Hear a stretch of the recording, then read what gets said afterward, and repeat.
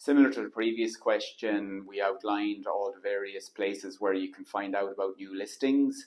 Also, a lot of the developments where we sell would be off plans, so we might not necessarily have show homes for people to view. So you would need to contact the agents and see if there are show houses, and if not, what the process is of securing a property off plans. So the purpose of the first home scheme is to bridge the gap of someone's mortgage and savings with the purchase price. At the moment, people can avail of up to 30% of the purchase price. That reduces to 20% if they're using the Help to Buy scheme.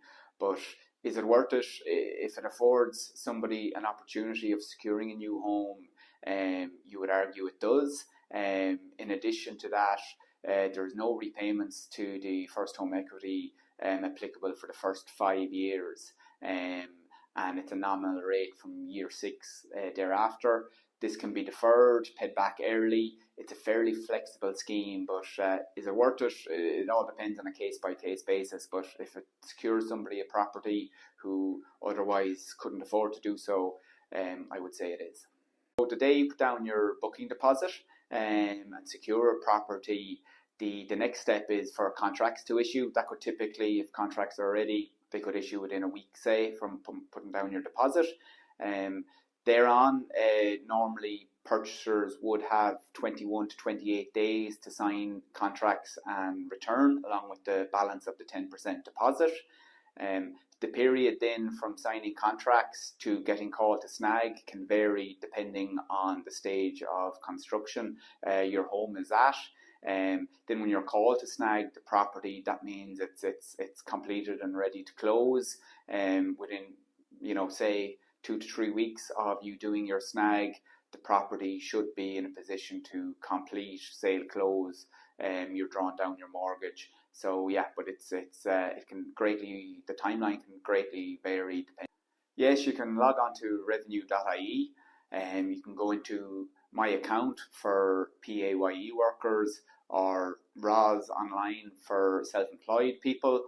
Here you can make an application. You don't need to be sale agreed or have approval in principle to get your initial application confirmed for the Help to Buy.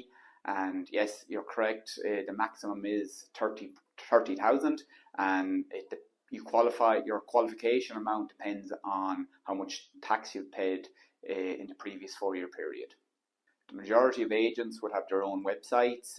For example, sherryfitz.ie, we'd have our own new home section, and that would detail all the various new homes schemes throughout the country. A lot of developers then would have their own websites showcasing their own schemes. You have the property portals such as daft.ie and myhome.ie that both developers and agents would use. Also, you keep an eye out on social media platforms for the various people. Again, Sherry Fitz, our Instagram and Facebook page would detail all the new launches and new developments that we have. And another old-fashioned way that's not completely gone would be the newspaper. So a lot of your local publications would have property details each week. So keep an eye out on them as well for upcoming new home launches.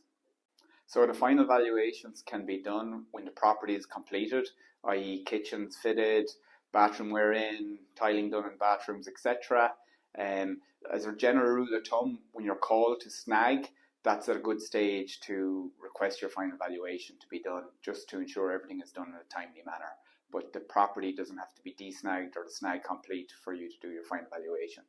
Tips for first-time buyers would include finding out your budget early on in the process, getting financial advice and maybe engaging the help of a mortgage broker to assist you in the process.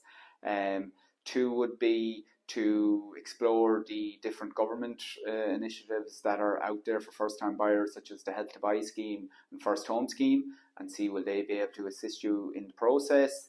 And 3 would be register your interest early in all new developments that might suit your requirements, so you're kept up to date on future launches and new releases.